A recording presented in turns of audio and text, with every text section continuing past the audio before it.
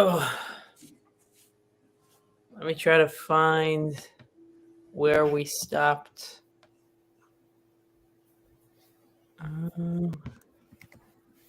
See, here we go. Hello, sir. How are you doing? Baruch Hashem, bless the Lord. I am doing well, relatively speaking. I'm doing well. That's good. Happy to hear that. Still, as the days go by, still a bittersweet sort of situation with these captives. Mm-hmm. So glad to have them home. Nervous what this means for the continuation of the war. So we'll have to see. Of course, I have some clients that are in. So that's nice. Shopping is a little different just because a lot of the stores and spaces are a lot quieter, less people. Mm-hmm. But it's nice to see that people are still excited, and seemingly there's going to be a very big boom of aliyah, which means ascending, which means moving towards Israel, which is in Jewish terms it's called ascending because we're coming back to Israel.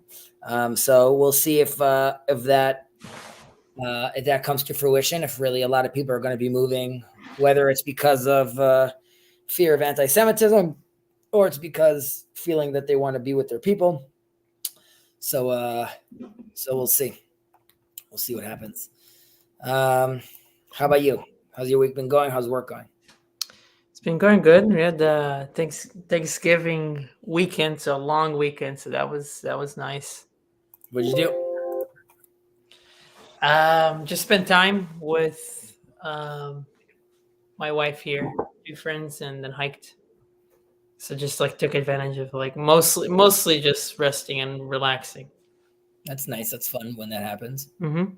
Yeah. There's this comedian that says, what does he say? He's like, people have that saying, he slept like a baby.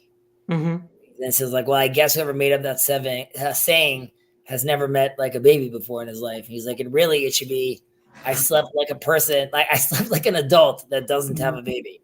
Right. Right. So that's really more what it's like. My 2.5 years ago, right before we had a little longer, 3.5 years ago, roughly, before we had our daughter, we just got to this place that both my sons were old enough to just do their own thing. Mm-hmm. And finally it was Shabbat afternoon and my wife and I took a nap. And I was like, I haven't taken a nap in forever. Luxury. And then we decided to take out another mortgage in the shape of a baby and have another baby. So, and since then she's been getting up. I mean, they've been getting up around 5:50. Yeah. So one day I think there's another half a year to a year of that. And then napping time will come again. So, yeah. But thank God they're healthy and they're happy. That's what matters. How old is son, daughter? I'm sorry if I forgot. No, I don't have none. How did I think you had one child? Mm-hmm. Okay, well, it's amazing. Mm-hmm. The seder. Okay, where were we? This is where we ended up last week, or Gimel, I think. So Gimel is where we ended up. Yeah. So that was the last one we did. Remind myself. And sorry, Dalit is where we. I think. No, we didn't read Dalit yet. No, we didn't. Yeah. Okay.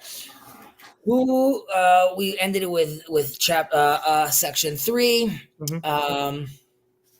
Right, we spoke about that we need to be not scorning someone, and also realizing that not only is it specifically over here, it's not really burning someone or bullying someone. It's more identifying. Well, I guess that is in some way considered bullying, but it's identifying someone's truth, so to speak, or someone's essence, and then denying that. And in a certain sense, you're denying that person's existence, and it's almost akin to murder. So it's horrible.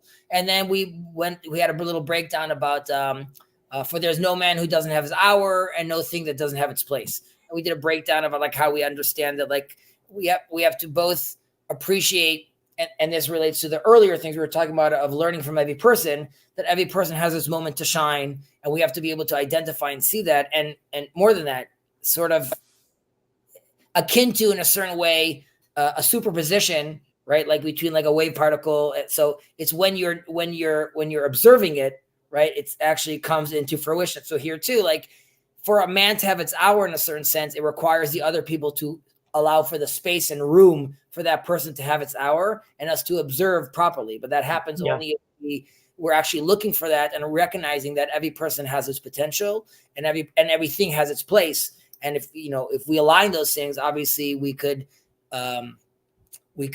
find ourselves seeing a tremendous amount of opportunity, right? If we identify the potential in the thing or in the place or in the person, we could find out that we have many, many options in front of us.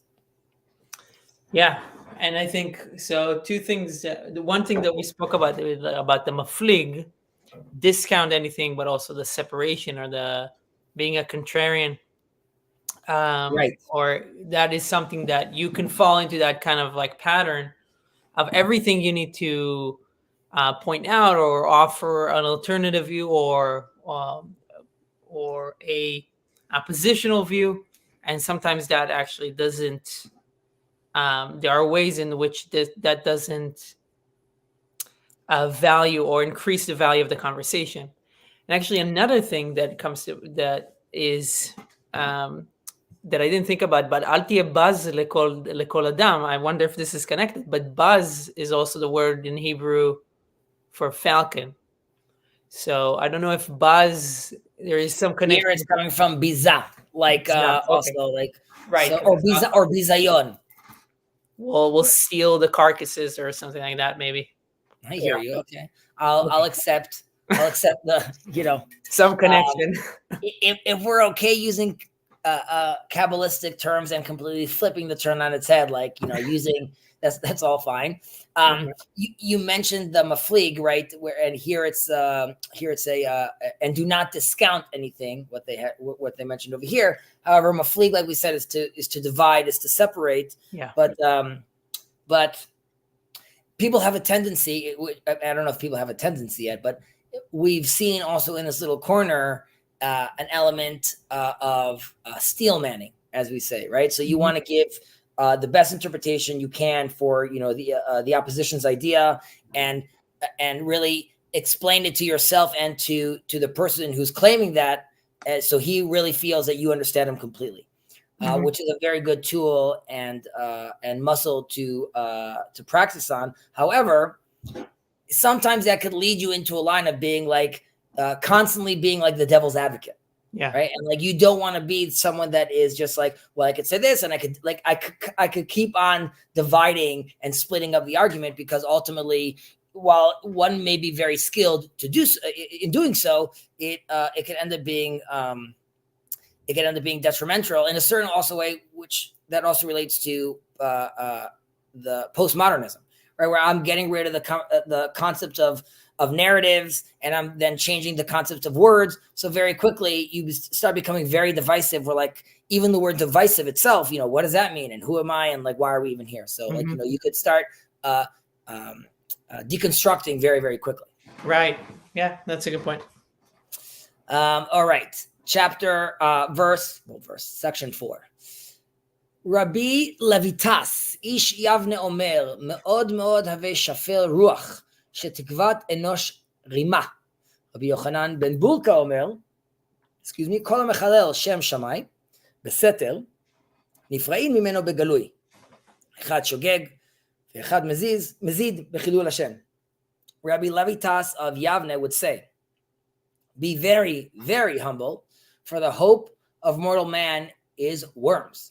Rabbi Yochanan, the son of Burka, would say, whoever desecrates the divine name covertly is punished in public. Regarding the desecration of the name, the malicious and the merely negligent are one and the same. All right. So, Rabbi Levitas, just as far as like context, you could see in his name Levi, right? So this is a Levite. However, and we've had this like with Antigonos Ishtucho. You could see over here the Greek, I'm blanking on the word, but influence the Greek influence on the names over here. And you could even see that these rabbis are adapting this sort of language. So we could see over here that this is, we're at the turn, quote unquote, at the turn of the century over here, where there's some changes going on. Yeah. The fact that they also call him an Ish Yavne, because we spoke about many times that Yavne became like the main club after the destruction of the temple. Mm-hmm. He was known to being Yavne regardless. Like even before it became the hip place, he was born in Yavne. And I mean, I don't know if he was born in Yavne, but he lived in Yavne and he was raised in Yavne. This quote specifically, which is just interesting, I think it's this quote. It's not word for word, but it's this idea. It's not originally Rabbi Levitas. Rather, this is a quote that's written in one of the Sfarim Chitzoniim, the books, they're called like the exterior books, the books that never made it into the canon, but were close to making it into the biblical canon. And it's called Ben Sira. And Ben Sira talks about sort of like Ecclesiastes, like these beautiful ideas. And it almost made it in. There's a discussion about it in the Talmud. While it didn't make it in, there are many sages that quote Ben Sira, and I would say like here's a perfect example of where it's being like tweaked a little and integrated fully into like our corpus already at that point. But generally speaking, this is, I think you could find this idea like 300 years ago or so beforehand. So it's just like a little tidbit. Right. And what you're referring to is the something like that. I can't remember the exact wording, but it's something in that nature. Okay. So we see over here, and like it says in English, be very, very humble. So one needs to be humble. We understand that. There's an interpretation that we talk about shafel ruach, not only humble, but you also have to see yourself as less than, as in it's more than just being like, don't give me any praise. It's more about saying like, I'm not necessarily even worthy of that praise that you're giving me, and not just sort of hide away, but really see yourself as someone that's not worthy of that praise, which is interesting because it's a question, and rabbis, the sages have discussed this in the past, whether like a Talmid Chacham, a scholar, needs to completely negate ego and pride, or is there room for some sort of ego, which is like a healthy amount of ego, which allows you to feel confident about yourself. So, I mean, I think what we know today, which is just for the human psychology, it's important to feel confident. And as we raise our kids and things like that, it's important to put in positive words and positive reinforcement. So you want someone to grow and feel confident with himself. However, A, you want to avoid like overconfidence, and B, you want to avoid really someone feeling that like, it's all about him. He's the main story. So the focus is really, again, not just being humble. And we could see that in the very, very, right? Like we have this double word over here that they're stressing that it's not just like the classic version of being humble. And we could also see this in how Maimonides interprets, not specifically this, but generally speaking, Maimonides believes in the middle of the road. Derech HaZahav, right? So you want to create a balance. You don't want to be extreme in any way. However, the Rambam does talk about being humble, how in that kind of case, you do want to take the extreme position, as in you want to err on the side of being more extreme than taking the middle of the road in this case. So here too, you could say that this is where we see the me'od me'od, the very, very, to stress that. You could also see that when in the verse talking about the land, the aretz tova me'od me'od, the land was very, very good. So that I believe that's what it's stressing. Then we have another interesting, specifically in English, how they write over here. So in Hebrew it says shetikvat enosh rima, and they translated it to for the hope of mortal man is worms. So I don't think the word, while some people interpret it as hope, generally speaking, it's not necessarily man is hoping for worms, rather man's destiny is worms. Like the end of their line is worms. And we mentioned this in a previous chapter also about that you ultimately end up with worms, but here it's to really stress the fact that if at any point you did think your ego, if at any point your ego was getting the better of you, you have to remember that at the end of the day, you're going to be 6 feet under, and worms are going to be eating off your body. So you're left alone. You're buried with none of your belongings. And we discussed this last time about how Sheldon Adelson, like this big philanthropist, was died, passed away during COVID, and you see like this eerie picture of just like him and his wife, and that's it, and then no one could come. And at the end of the day, like that's how you go into the ground.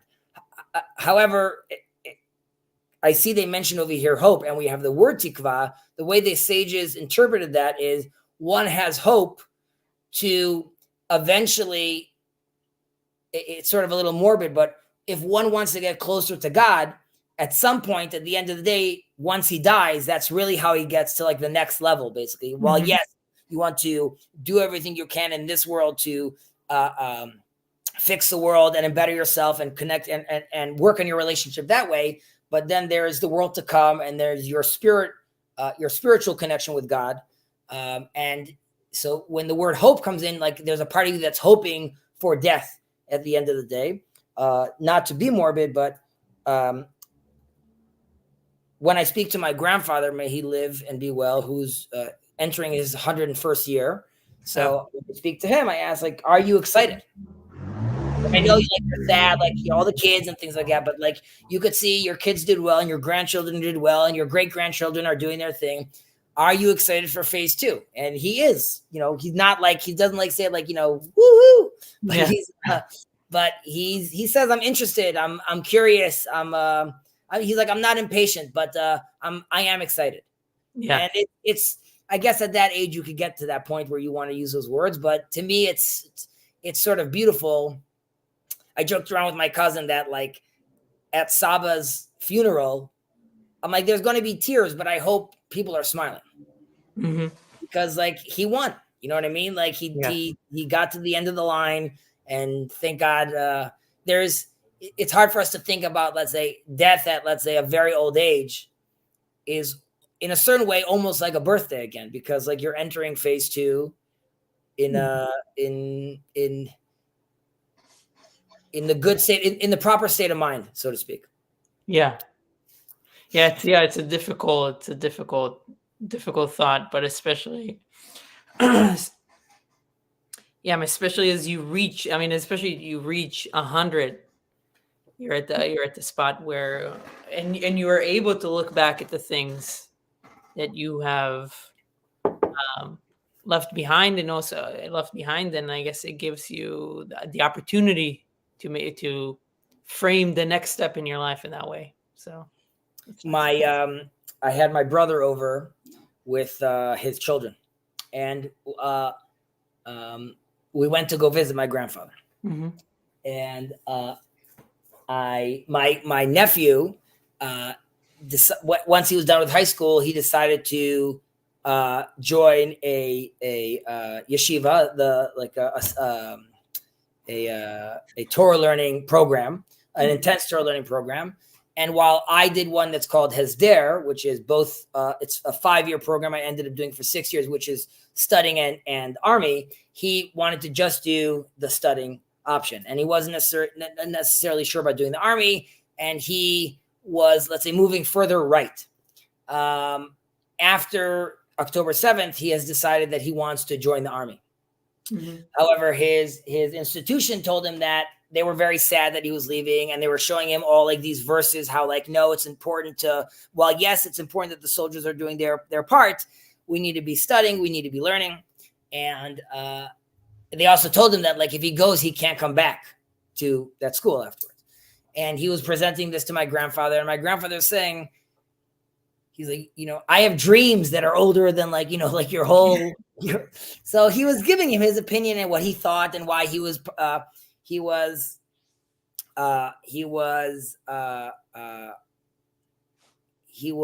giving him strength and telling that he agrees with his position, and explaining to him why that ultimately there's there's a difference between studying Torah and embodying Torah, like we were just talking about all the time about, is it more about the study or is it more about the actions? And he was saying how like it really is about the actions at the end of the day. And he went into a whole conversation about that. But it's nice to have, that perspective at that old age. All right. Onwards. By the way, I just noticed that there's some comments over here. Ascend by moving to Israel. And okay, Ben Sirach. Okay, it's Ben Sirach. And Andrew, ascend by moving to Israel. Yes, so when you move to Israel, you're ascending. You're moving higher up. You're moving. Think about Jacob's dream in a certain sense, right? We are moving closer, further in and further up. Okay, so Rabbi Yochanan ben Berka. I actually don't know much about him. I know he was also he was a Yavna dude. And we mentioned in the past, Rabbi Ishmael was his son, but I don't really know much about him. I guess we could look up afterwards, but I can't. There's nothing that rings a bell of like a famous story about Rabbi Yochanan ben Berka. But they're connected, Levitas and Yochanan. Both because they're both Yavna dudes. See, shared the same cubicle.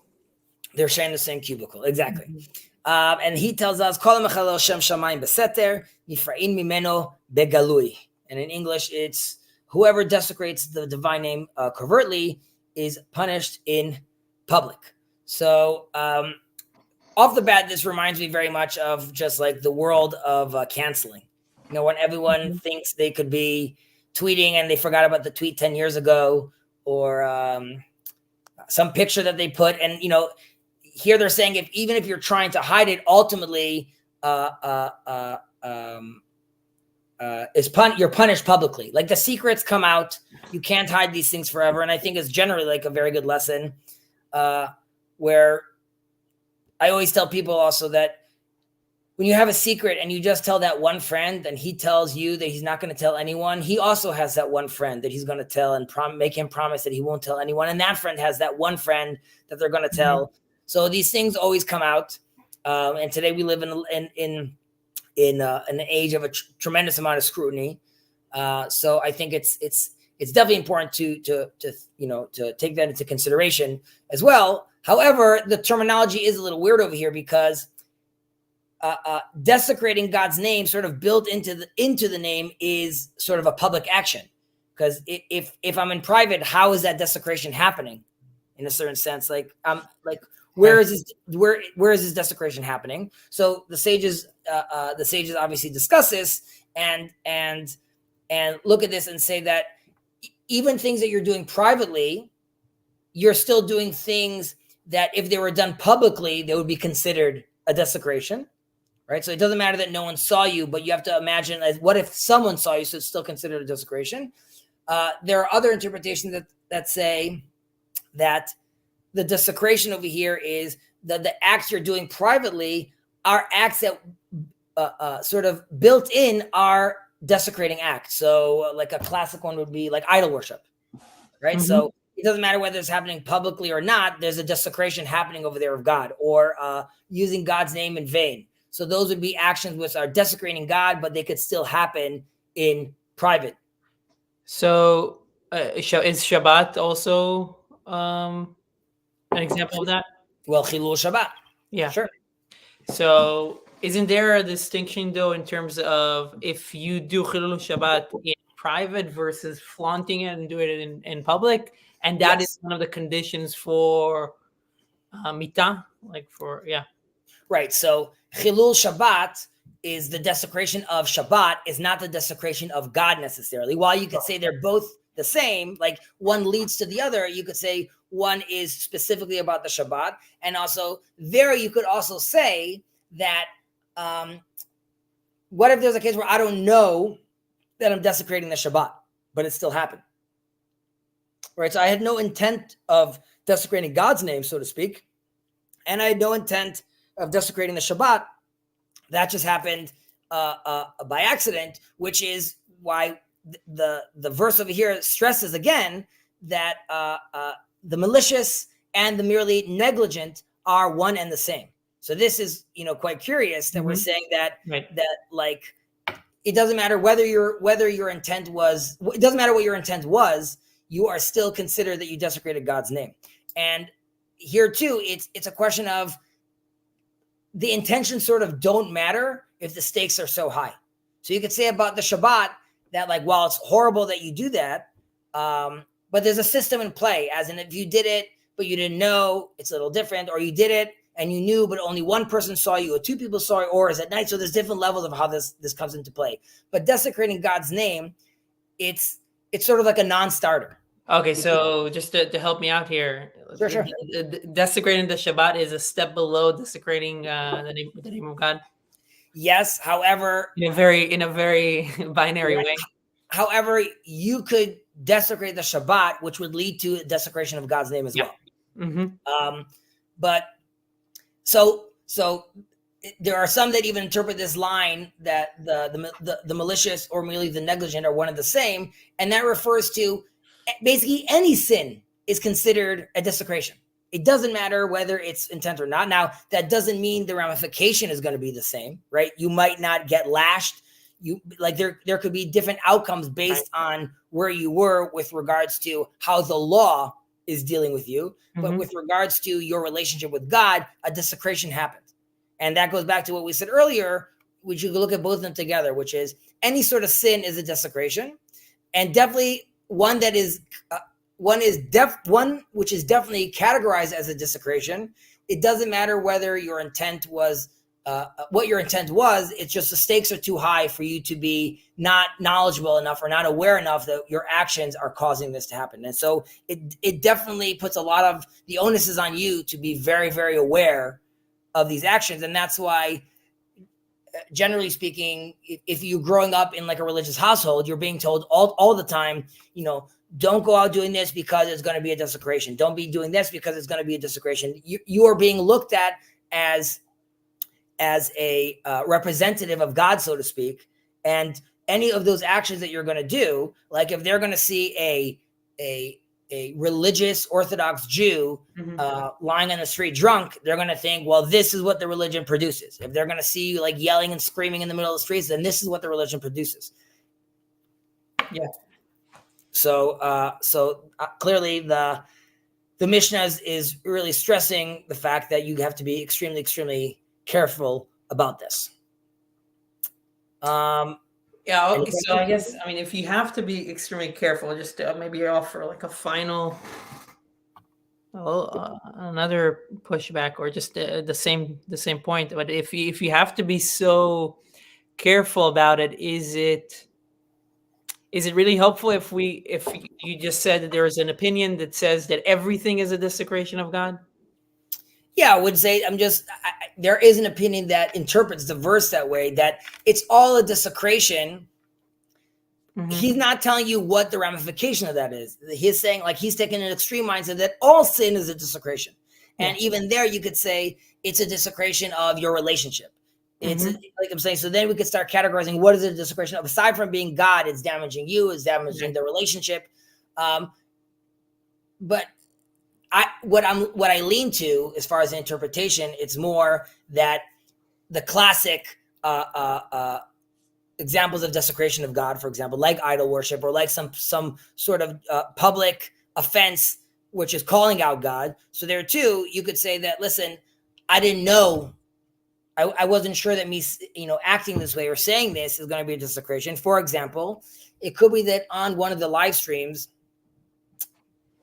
I said something stupid, or I behaved in a way that people are looking, and Andrew comes and says, like, wow, this is what like a religious Jew says that. Like, I would never think someone that is a religious Jew would say such a thing. It doesn't matter if I was joking, if he misunderstands me. Like, I should have been more careful with my speech, as we've mentioned many times. Be careful with your speech, be careful with your intention, all those things, because you never know who's watching, you never know who's seeing this. And again, when the stakes are so high, you have to take those things into account.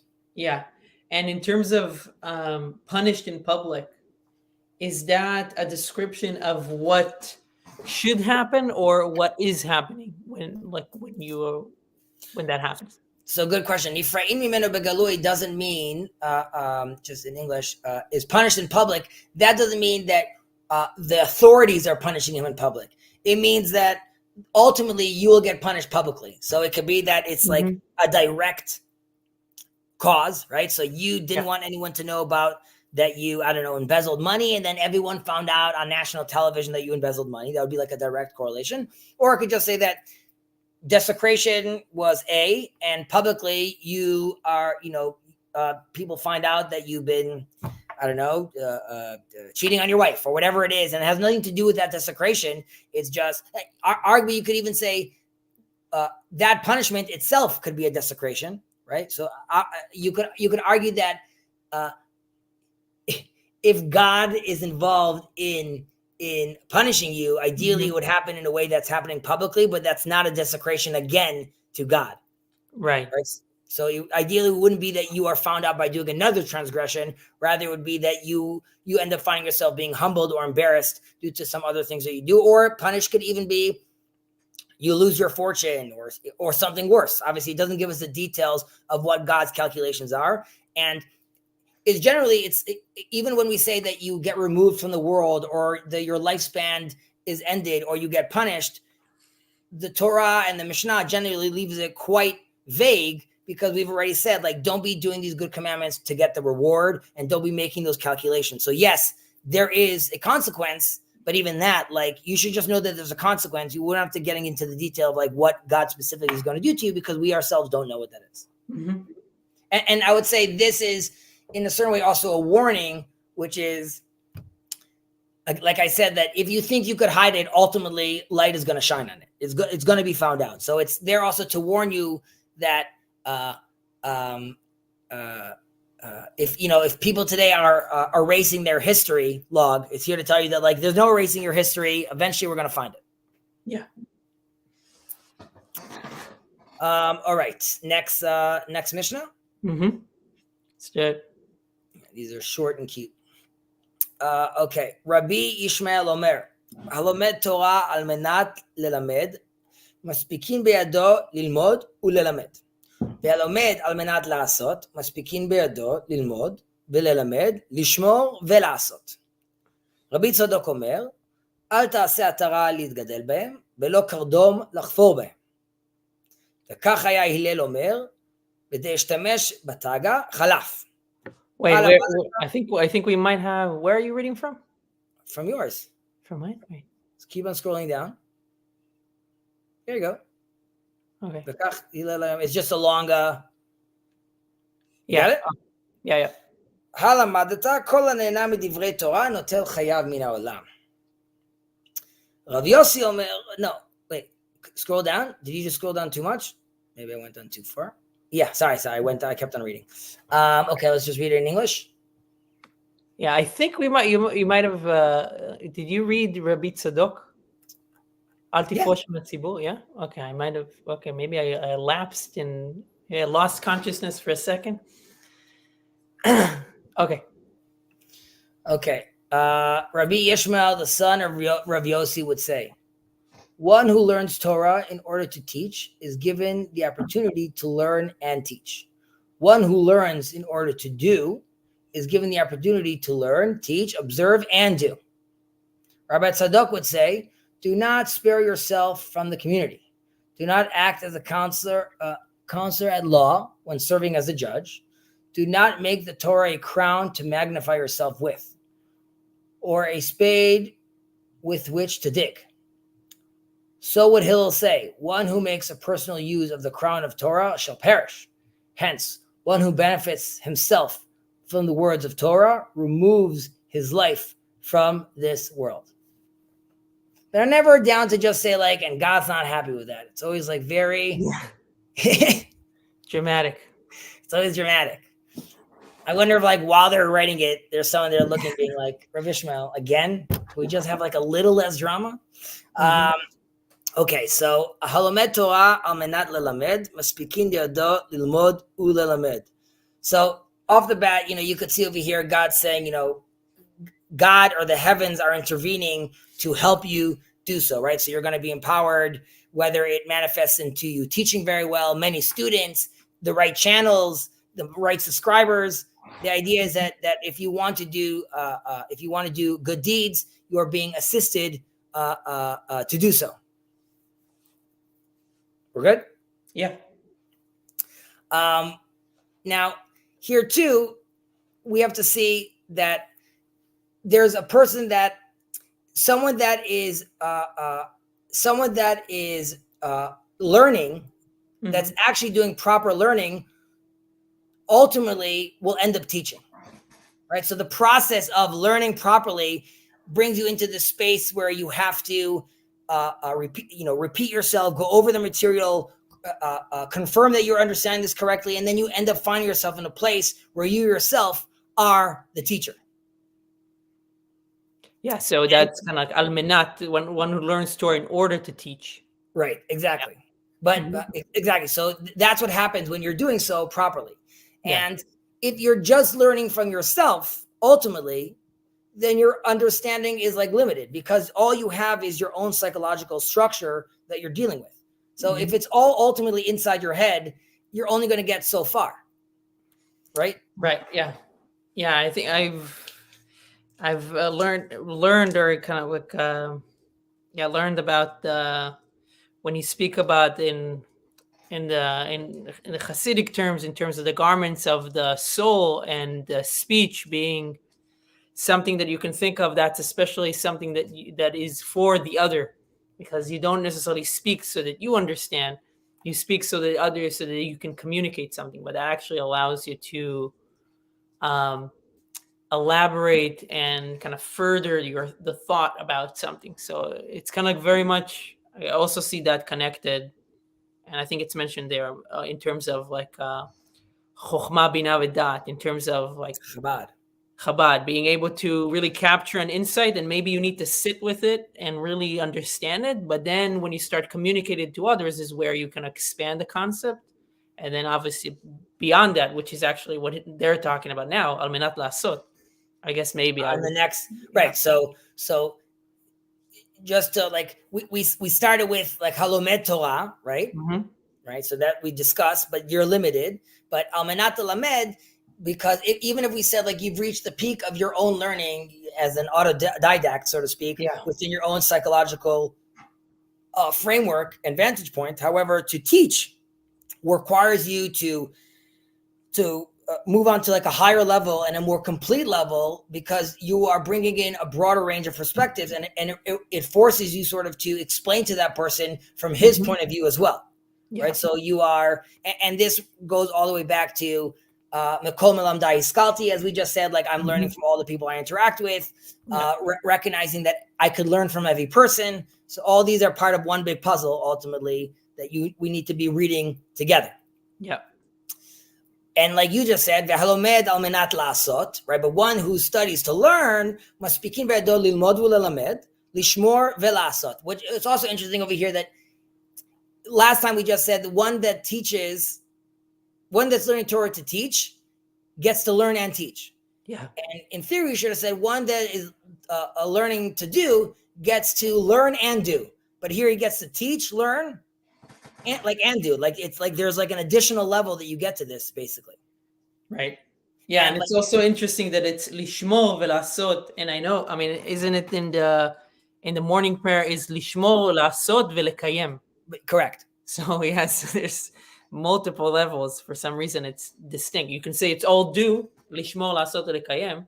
So observe, do, and fulfill. I don't know what lekayem is. Yeah. Well, that would be the difference, because there is lishmor, right? So it's keeping it alive, keeping that conversation going, keeping it relevant, being present with that commandment. Lasot, attempt in actually doing it right now. Ulekayem, and be successful in fulfilling it as well.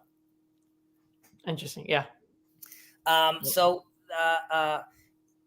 you're getting like extra points over here, brownie points over here, because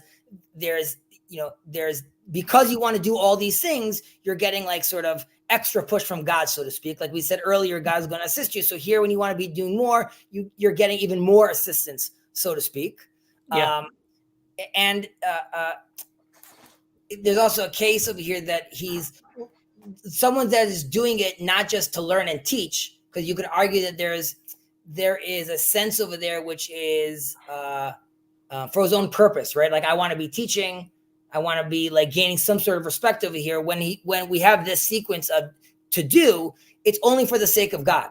As in, yes, it's nice that while I'm learning, I'm gaining this knowledge, but I'm not doing it to gain knowledge. I'm doing it solely for the purpose of accomplishing and embodying this mitzvah that I'm commanded to do so. It's a perk that I'm getting knowledge doing so.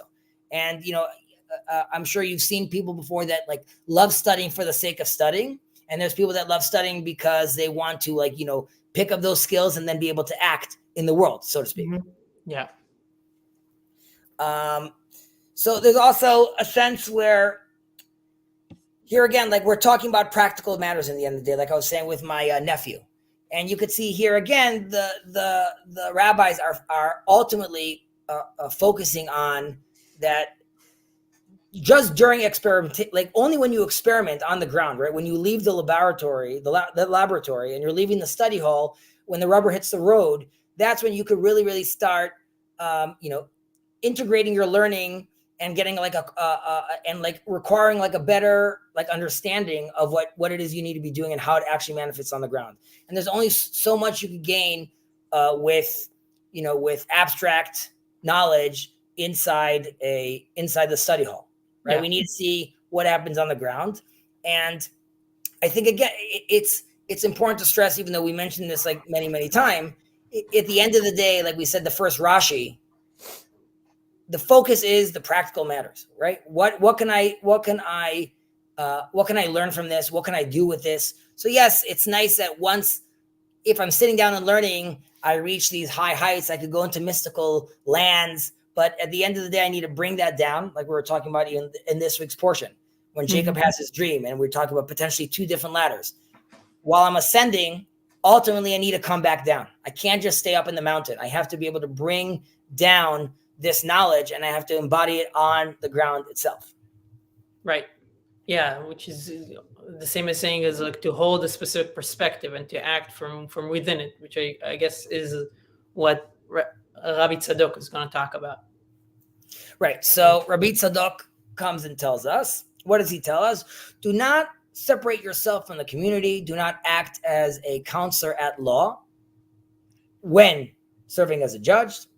Do not make the Torah a crown to magnify yourself with, or a spade with which to dig.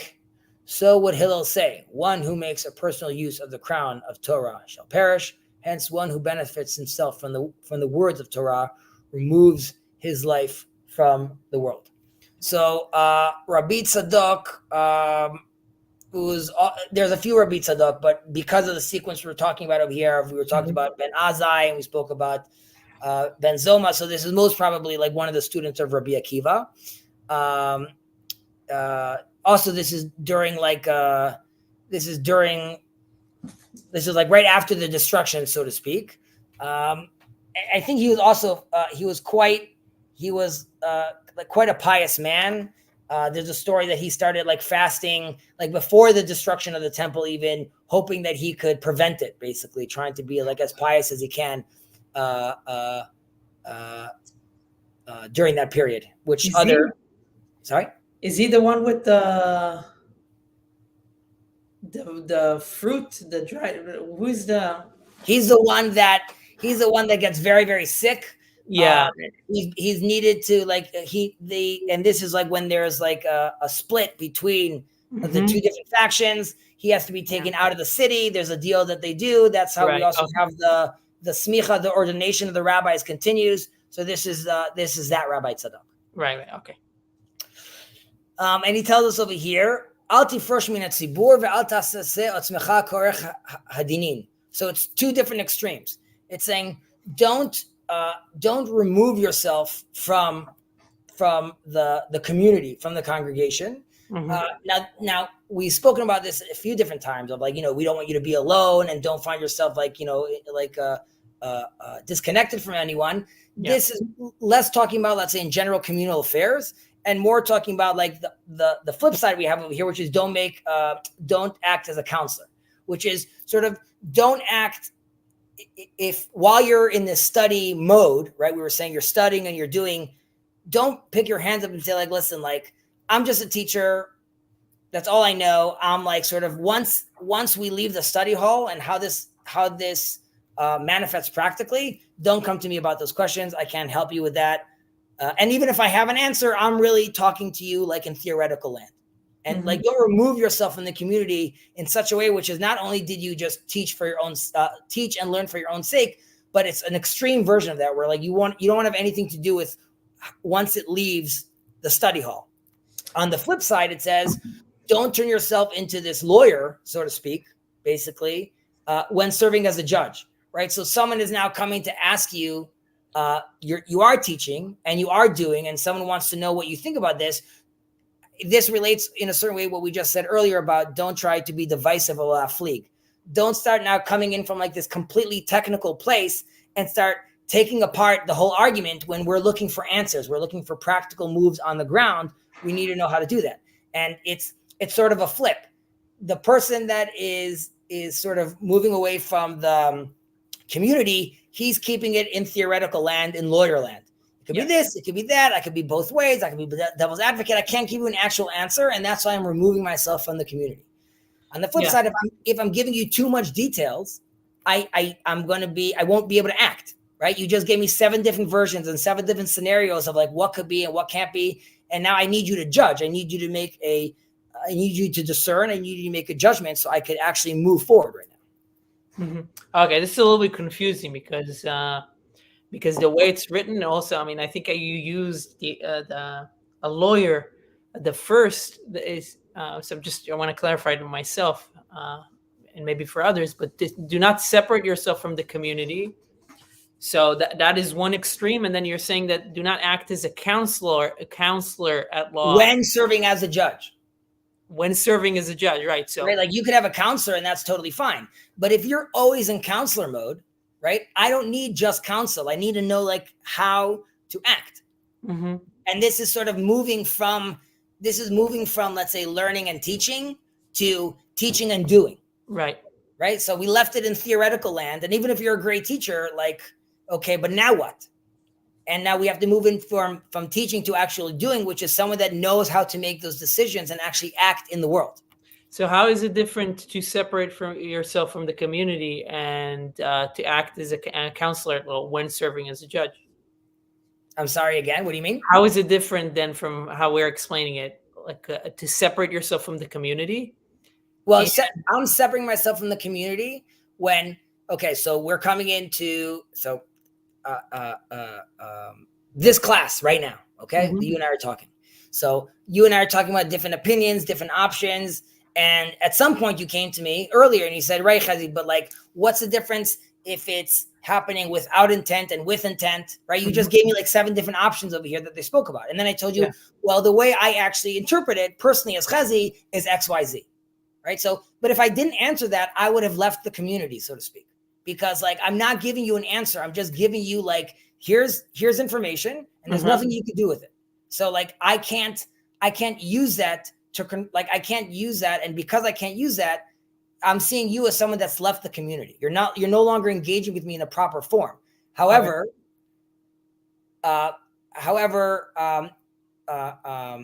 when I understand what you're saying. You're saying it seems like it's doubling up, right? Don't separate yourself from the community because you're acting like a lawyer, and don't act as a counselor. So I think they're just stressing the same point and focusing and saying what the way you should be acting is like a judge, basically, in certain cases. And this is the context again of the learning that we've been talking about. Right. Okay. So this is an emphasis on do not separate yourself from the community and do not act as a counselor when serving as a judge. So again, it's having a certain perspective of holding on to something so that you can fulfill it. You could even argue that like the first version is like someone that sort of says like, I don't want to be involved. And the second person says like, I'll be involved up until a certain point. Right. So like one would be like, I'm not even answering you. 2 would be when I need an answer, you're not giving me an answer. You're just giving me like multiple options. And that's not what we need right now. I need you to be a judge. Right. Yeah. Now, again, this also has to do with the next line that we're going to read, Al ta'aseh matara litgadel b'hem, and don't make it a crown. So we're talking about this individual, right? Which is like, hey, Joey, I've seen, and this relates to like, don't be studying Torah. And we were talking about how we need to respect the others and be humble. So here it's clearly people are coming to me right now. So I could decide to put my hand up and walk away from the community. I can decide to, yes, engage, but never give you an answer, right? I know there's some tremendous amount of Torah, but I'm never giving you an answer. Mm-hmm. And then it's also mentioning, since you're the person that people are coming to and asking, also check yourself. Don't be looking at this crown. Don't exploit the words of the Torah. It's learning, it's teaching to elevate like your status, basically, in front of the other people in front of you. And in a certain sense, this is sort of why they came to you. And you're looking at this situation over here where there's this person that clearly knows a lot, that could clearly act as a judge, but he's not doing so. Either he's not answering, or he's just showing me that he knows all the options. And then we're stressing, because you're acting this way, what else are you using your Torah for? You're not engaging as a community, like in the community. You're not giving me answers. So is the only thing you're doing over here is using this as a crown to just like boast yourself and be like, look at me, I'm the guy that people comes to. Mm-hmm. So it's stressing again how like we don't want to be using it that way. Velo kardom lechatech ba, right? And we don't want to have a spade to dig with. So here too, we're using like, you don't want to be using the Torah as like a tool, like a personal tool that you could use right now, like for like social purposes or economic purposes. Basically, like you're using it as, here they use a concept of a spade, but the idea is like, you know, you could dig in and create yourself like an artificial system, but that's not really focusing on the Torah values. It's more about like the benefits that I could get from doing that, basically. Mm-hmm. And like, just again, with that concept of the spade, it also alludes to the fact that, like, you know, we call the Torah the tree of life, right? So the spade is, you know, dealing with the ground and the foundations and what you need. So the attitude is like, don't look at Torah as just the tool itself. Rather, ultimately, you need to use that tool to dig the hole, to plant the seed, right? And to have a tree grow from it. And this would be, in a certain sense, also alluding back to the judgment, right? If I'm just acting like the lawyer, then I'm just the shovel. I'm shoveling up, I'm making a lot of holes, but what am I doing with these holes? You're just using it to make tools, but I need you now to actually plant a tree, roots to grow, and I need to know like what's actually going to come out from this itself. Mm-hmm. Yeah. Now, what this line is famous for Torah study, which is known, how many rabbis interpreted this is, don't receive any payment for teaching Torah. And the Rambam is famous about this, about, basically saying that, you know, anyone that's engaging in Torah, like study and like not work, and relying on the charity is desecrating God and desecrating the Torah, and is he uses like very harsh words about you're making the world darker. Mm-hmm. There's a joke that people think Maimonides books were burnt because of the Guide to the Perplexed, mm-hmm. and his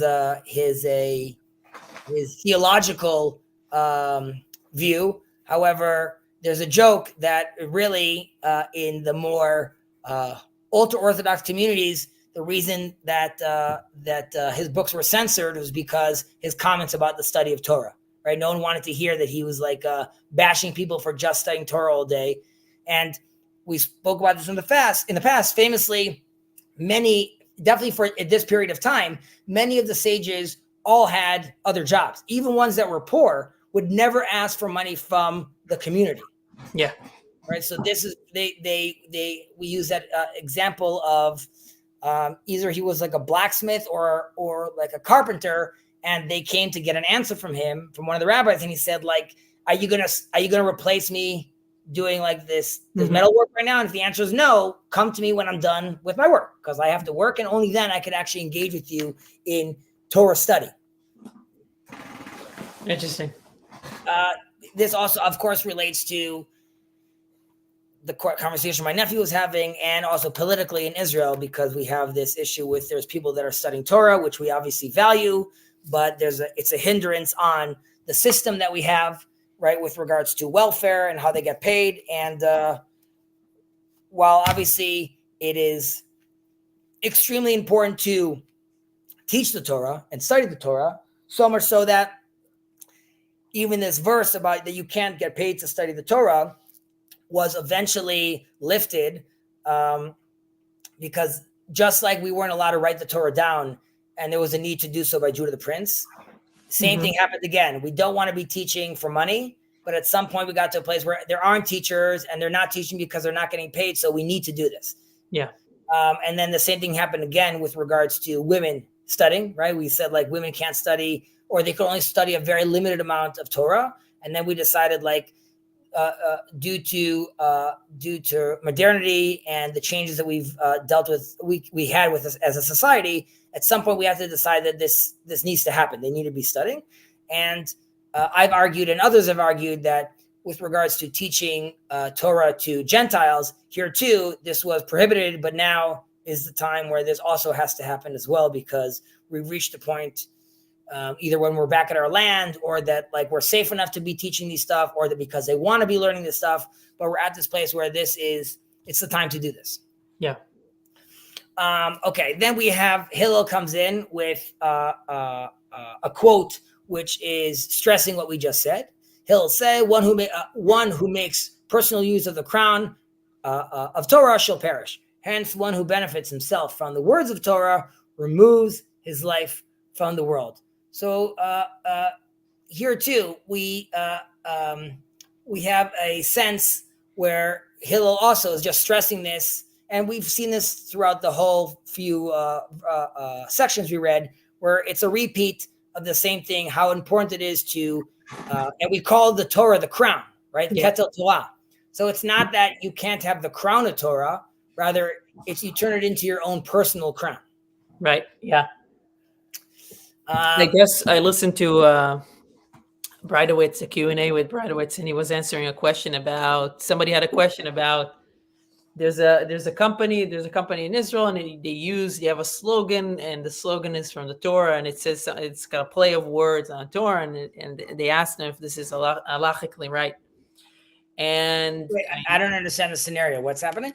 The scenario is that there's an Israeli company, so obviously they're communicating in Hebrew, and one of their slogans, they have an advertising campaign, and they're using a slogan that is kind of like a pun or something from the Torah, a verse from the Torah, and they're using that to kind of connect that to their product and to make money, obviously. So the question that the student gave the rabbi was, is this halachically allowed? And Rabbi Bradowitz, just to sum it up, said basically, if this is just for the sake of them making money, it wouldn't be allowed. But if, for example, the purpose of the organization is to it's to increase the study of Torah, it's for kiruv, or it's something about kosher, making things kosher, or anything like that, then that would be allowed because their purpose aligns with the Torah. So that was just an interesting kind of like specific. Right. So I think you would then see, and then there would be levels of that, right? So let's say you come and say, like, guess what? You could use a verse from the Bible as a pun, because like your intentions are good. The question is, like, are you putting profanity in that pun? Are you like then like how would you play with that pun, basically? So there would be like levels of, because then you're getting close to doing potentially like a desecration, right? Because like if it's misunderstood, and that would be like, you would also have to be very careful with your words. There'd be a lot of focus groups have to happen before you unleash this. All right, next Mishnah. Yeah, and I guess the only small thing also that I think I've heard, that when it says about the crown of Torah, it can also refer possibly to the smallest unit in the Torah, which is the crown of a letter. So even using a letter of the Torah or the crown of a letter of the Torah for your own benefit can lead you to the things that the Hillel tells you. So that's a good.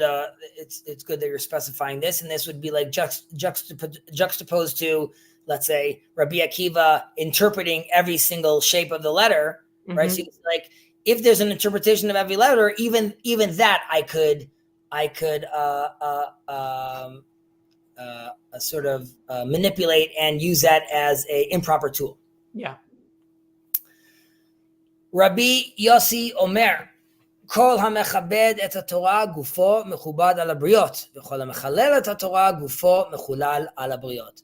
Rabbi Yossi would say, whoever honors the Torah is himself honored by the people. Whoever degrades the Torah is himself degraded by the people. So this is again like another version of what we said about someone that desecrates God name privately. It happens publicly. We'll see again like there's this sort of tit for tat sort of conversation going on. Rabbi Yossi is actually quite a bit an interesting person. He lived up in Tzipori. I don't know if you've ever been there in Israel. Tzipori? Where is that? It's up north in the Galilee. There's a famous little, like, if you go on a school trip up north, many times they stop there because they have this little rest stop that's built inside this old train cart, basically. From the time of Yossi. No, I'm just saying. They have this old train cart that people use. So it's just, I was wondering if you knew the place. The tradition says he is the descendants of the Rechabites. Is that how it's called in English? Bnei Rachav, not Rachav, the alleged wife of Joshua from the story of Jericho, but Rechabites are the descendants of Jethro. Okay. And there is a discussion. Actually, it's funny because Jacob spoke about this recently with Rabbi Malot. But whether or not like they were considered Noahides or they were actual converts. But either way, he was known as a descendant of them. He's clearly Jewish, so either they were all Jewish and he's a Jewish descendant, or they were Noahides and he converted, or somewhere up the lot, somewhere in his family tree, someone converted. But just on the Rechabites specifically, in Jeremiah, they're known to they're very strict on the commandments and how they behave, and they are used as an example of proper behavior. When Jeremiah is ripping into the Israelites, he says, like, why are you not acting more like these Noahites over here, or Jews? But were you talking about this, or I don't know where I heard this, but we're talking about the Druze being possibly connected? Yeah. The Druze. All right. Oh no. So I wasn't talking about this, but this is on that thing with Rabbi Malot, that the Druze say that they're descendants of the Rechabites. Okay. And they're saying that's why they're like the seven Noahides. They're part of the Noahides. They're earlier, maybe it was like in the 70s or 80s. They actually, some of the leaders of the Druze community met up with different. I don't know if it was the rabbinate. I would need to confirm that, but I've definitely seen pictures of them together and sort of being recognized as legit Noahides. They have. It's also up north in the Galilee. They claim where there's like the footprint of Jethro, and there's like this indentation on the floor, and they say like that's where he stood. Also interesting that the Druze, first of all, most of the Druze population is not very aware of their own theology. It's kept very secretive. Right. And Zevi from Seekers of Unity had a whole. He spent there like a whole day. He had a whole video with them. But they are also very into, like, they speak about Aristotle and Plato. Like those are important figures in their whole theological world, which is also interesting. In general, Jethro is a fascinating character. There's, he was like there's a famous midrash that he said it's like the first King Arthur story. He had the legend goes that he had the staff of Abraham that was brought down to him through the bloodline, and he planted it in his garden, and it had the tetragrammaton on it, which he at the time couldn't recognize. And the idea was that anyone that manages to take this out can marry my daughter. And it was known that at that time, Jethro basically was practicing all the religions because he believed that there's like a truth behind them all that unifies them. So I'm gonna just play it safe and worship all of them. And then Moses comes and he takes out the staff. He takes out the staff because he recognizes the name, and he becomes the king of Camelot. No, but then it continues as such. So he becomes Charlton Heston. And he becomes Charlton Heston, exactly. Did you ever see that you're referencing the Ten Commandments? I don't know if you ever saw the movie with Charlton Heston called Ben-Hur. Ben-Hur. Yeah. Yeah, so it's a long time ago, but yeah. I remember my parents brought it home, and it was so long, there was two cassettes. Two cassettes, and I was like, oh my God, what does this mean? That was actually my first exposure to Jesus, actually, because Jesus is like in that movie. And I was like, who's this dude? There's an extra character that I don't recognize. What else about Rav Yossi? He actually wasn't from Yavne. He was from a place called Usha, which was like another place where there was like a lot of studying going on. He was also known to be also like a very pious person. And they would say that Elijah would visit him every day, right? That you would have these conversations. Maybe that's like a code word for like the man was drinking, but like, you know, he saw Elijah every day. So he tells us, Kol ha-mechabed et ha-Torah. So, right. So one of that is continuously, some of the interpretations are someone that is respecting the Torah. So there's like a surface level, plain level of just like, you know, being respectful. But generally speaking, we're talking about someone that like diligently day and night, v'agita bo yomam v'layla, learning and observing and really, really engaging in it fully and not exploiting it, like we said earlier, like a tool, right? You're just respecting the Torah as is. There is a more direct interpretation, which is like respecting the Torah itself as in like a Torah scroll and making sure it's placed in the proper garment and in the proper ark, basically. And that, you know, there's a whole halachic ramification to that. Like when you take it out, you stand up, you kiss the Sefer Torah, you put it away. You have to act to the actual physical Torah itself in a very respectful manner. And on the same line, there's also an interpretation which also has a halachic ramification, which is respecting the Torah means not speaking in prayer time while the Torah is being read. So my family has and others have a tradition, which is generally speaking, most people sit. They don't talk, but they sit during the Torah reading portion. However, when the 10 Commandments comes, everyone stands up because it's the 10 Commandments and those words are holy. And my family and others hold that all the words of the Torah are holy. So if you're going to stand up for the 10 Commandments, you really should be standing out throughout the whole time it's being read. So hence, much to my son's chagrin, when the Torah is being read and everyone is sitting, we are standing. I mean, there's a few other people that stand, but we stand during this happening. So we're trying to respect the Torah as much as we can. Some say the Torah is, and we've mentioned this in the past, the Torah is also seen as those who embody the Torah values, right? So the sages, you have to show them respect, right? So because they are the representatives of the Torah, you have to, you know, show them respect. And this also relates to what we were saying about don't get paid to study Torah. The way that worked is because from a halachic point of view, if one of the rabbis was sold apples, if he came to the market, the way it would work is no one from the market could sell apples until the rabbi finished selling his apples. And only then would you allow to sell your apples. So the idea is the community is always making sure that he gets preference, and that's why he's also being taken care of. While it's its own fruits of his labor, so to speak, there's like a hierarchy, so to speak. And that's why that would also protect someone from becoming poor as well, because he gets like not the right of first refusal, but he gets like a put, so to speak. He gets to act first.